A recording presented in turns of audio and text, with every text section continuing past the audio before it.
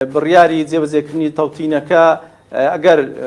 دەتوانین بڵێن چەند هێزێکی سیاسی لە هەرێمی کوردستان تەبەنی بکات و تەحالف لەسەر ئەو ئەساسە دروست کات و چی لە ناوخۆی هەرێمی کوردستان چ لە دەرەوەی هەرێمی کوردستان لەگەڵ عێراقدا دەتوانرێت زۆر بە ئاسانی بە بڕیارێکی سیاسی دوا قۆناغی تەوتینی موچەی فەرمانبەرانی هەرێمی کوردستان جێبەجێ بکرێت. باشە کاک دکتۆر لە ماوەی ڕابردوودا هەم لە ئاستی حکوومەتدا هەم لە ئاستی بەشێک لە شارەزایانی دارایی و بانقیشا جۆرێک لە دڵنیایی درا بە موچەخۆرانی هەرێمی کوردستان کە لە چوارچێوەی هەژماری مندا بە هیچ جۆرێک حکوومەتی هەرێمی کوردستان ناتوانێت دەستکاری موچەکانیان بکات. فعلا ناتوانێت دەستکاری موچەکانیان بکات؟ لە ڕووی یاساییەوە بڵێ ناتوانێت، بەڵام لە ڕووی عەمەلیەوە ئەو شتێشترە. ئێستا بۆ نمونە پاشەکەوتی موچە یاسایی نەبووە، بەڵام حکوومەتی هەرێمی کوردستان کردێتی. و لێبڕینی موچە یاسایی نەبووە، دەستوریش نەبووە، بەڵام کردێتی. تەنانەت سکاڵا کراوە لە دادگای فیدرالیش ناتوانرێت بهێنرێتەوە. کەواتە مەرج نییە هەموو شتێکەوە یاسای لەسەر بێت حکوومەتی هەرێم نەتوانێت لایدالێ. وایە لە ڕووی یاساییەوە ناتوانرێت دەستکاری 1 دیناری بڕی موچە و یان ڕقم حسابی موچەخۆر بکرێت. ئایا چەند پارەی تێدایە ناتوانێت دەستکاری بکرێت وەکو یاسایی، بەڵام وەکو عەمەلی ئەگەر هاتوو حکوومەتی هەرێمی کوردستان لە ڕێی حساباتی فەرمانگەکان لێی بڕی ئەوە بە عەمەلی دەتوانێت شتێشترە. بۆیە ئەو قسانە دەیکەن بەڕاستی هەڵخەڵەتاندنی خەڵکە و خەڵکێکی خۆش باوەڕیان پێ دەکات، بەڵام ئەوەی خەڵکی خۆمان بە تایبەتی موچەخۆر چەندین ساڵە دادبێداداتیان نەعەدالەتی ئەمانیان دیوە، لێبڕینی دیوە، پاشەکەوتی موچەی دیوە، دزینی موچەی دیوە. چەند مانگێک بەر لە ئێستا لە یادمە لە کاتی ئەو کێشەی موچەی مانگی دوودا بوو لەگەڵ جەنابەت گفتوگۆم کرد، وتت ئەم ساڵی تەوتینە و تەوتین جێبەجێ دەکرێت، بەڵام ئێستا وا دەردەکەوێت کە یەکێتی و پارتی لەسەر جێبەجێکردنی هەژماری من ڕێکەوتون.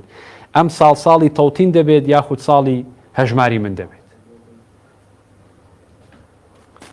خۆی بەڕاستی ئەم ساڵی تەوتین بووە و پاریش ینی قۆناغەکانی تەوتین بڕاوە، ینی ئەوە نییە وەکو باسم کرد تەوتین پرۆسەیە کە بە چەند قۆناغدا دەچی و ئەگەر سیرکەین ئەگەر تەوتین بڕیاری تەوتین دەربێنە ئەو بڵێن بڕیاری تەوتین هەر ئەسڵەن نەبووە و جێبەجێش نەکراوە، حاڵەتەکە وەکو چی لێ وەکو 2023 لێ دێتەوە. چۆنە ئەوەی کەوا حکوومەتی عێراقی ئەگەر مانگانە لەوانێ 250 میلیارد بدا بە قەرز بە حکوومەتی هەرێم، ئەویش 3 مانگ جارێک موچەکە داتە فەرمانبەران یان نایدا و پارەی خانەنشینان کەم دەبێتەوە، عینی دەبێتە لە ملیۆن و 1 دەبێتەوە 200-230 و بە هەمان شێوە پێشمەرگە موچەکەی کەم دەکرێتەوە، هاوکارێک ئەمریکەکەی لێ دەستێنرێتەوە، دەدرێت لە جیاتی موسە پێی دەبەخشرێ و مخەساتی فەرمانبەران وەکو عێراق نابێ، وەکو هەرێمی کوردستان دەبێ. کەواتە لەوە ڕادەزانین بڕیاری تەوتین چەند سوودی هەبووە و چەندیش جێبەجێ کراوە و باسم کردووە ئەگەر لە 2024 ئامادەسازی بێ و لە 2025 بێگومان بڕیارەکە وەکو خۆی جێبەجێ دەکرێت چەند هێزێکی سیاسی لە هەرێمی کوردستان تەبەنی بکات و تەحالف لەسەر ئەو ئەساسە دروست کات و چی لە ناوخۆی هەرێمی کوردستان چ لە دەرەوەی هەرێمی کوردستان لەگەڵ عێراقدا دەتوانرێت زۆر بە ئاسانی بە بڕیارێکی سیاسی دوا قۆناغی تەوتینی موچەی فەرمانبەرانی هەرێمی کوردستان جێبەجێ بکرێت. ئەگەر بەبیرتان بێ پێش بڕیاری تەوتین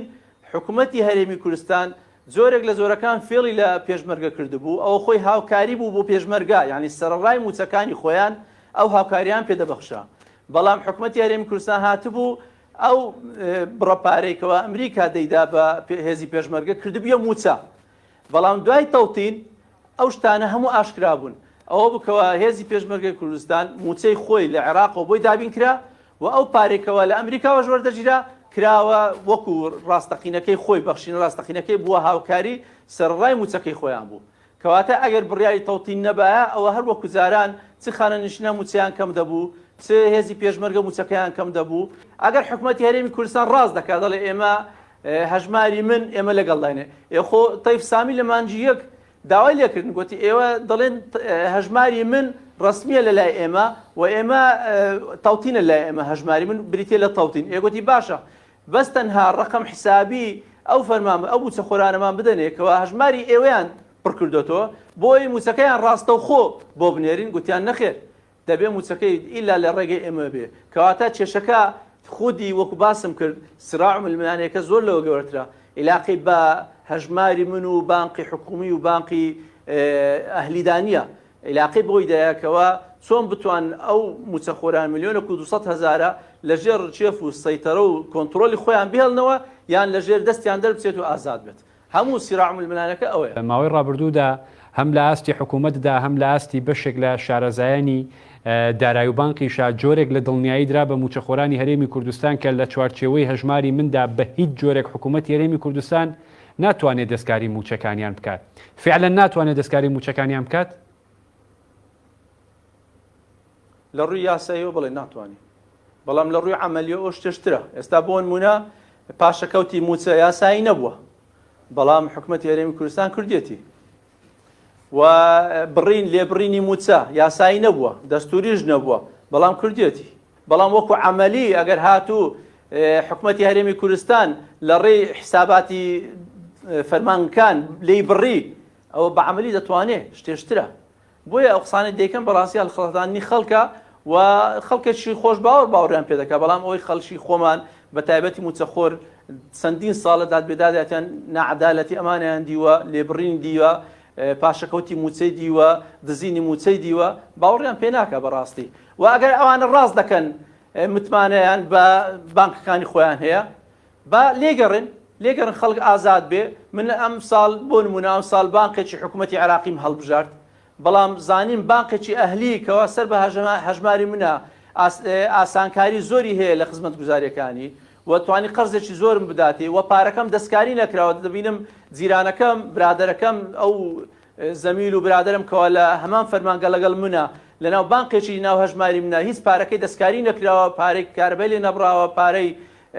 قەرزەکانی لێ نەبراوە ئەو کاتی منش دڵنیای خۆم دڵنیای دەدەمەوە خۆم واز لە بانقە حکومی عێراقیەکە دێنم دێمەوە ناو بانقی هەژماری بن دەڵێم ئەوە ڕاستیان کرد و متمانە هەیە و دێمەوە ناوی متمانە بەڕاستی بە بڕیار دروست ناکرێت متمانە بە یاساش دروست ناکرێت متمانە بە مامەڵە دروست دەکرێت مامەڵەی خەڵکی هەرێمی کوردستان و موچەخۆرانی هەرێمی کوردستان تا ئێستا لەگەڵ حکوومەت و دەسەڵاتی هەرێمی کوردستان مامەڵەیەکی زۆر خراپ بووە بۆیە بە هیچ شێوەیەک متمانەیان پێنینە دەکرێت هەموو موچەخۆران لە هەژماری منا خۆیان تۆمار بکەن بەڵام دوجار حکوومەتی عێراقی ئەگەر سوور بێت لەسەرەوەی کە بە شێوەی ڕاست و خۆ دابەشی بکات موچە دەتوانێت لە ڕێگەی هەژماری منیشەوە بە شێوەی ڕاست و خۆ دابەشی بکات بە شێوازە یەکەم دەتوانێت لە ڕێگەی بانقەکانی هەژماری من دوو لە هەردوو بڕیاری دادگای فیدرالی یەکەمی ساڵی 2024 دووەمیشی لە ساڵی 2025 یعنی لە ساڵی 2024 و 2025 هەردوو بڕیارەکە هەردووچیان داکۆچی لەوە دەکەکەوە فەرمانبەر ئازادە لە هەڵبژاردننی هەر بانکێک کەوا بانکی مرکزی متمانەی پێبەخشی بێ جا ئەوە ئەهلیە یان حکومیە کێشە نیە زۆر باشە ینی ئەوەی حکوومەتی هەرێم ناتوانێت فەرمانبەر و موچەخۆر پابند کە بڵێ ئیلا دەبی لەو حەوت بانکێکەوە من دیاریم کردووە لێوەبی سەرەتا دەکرێت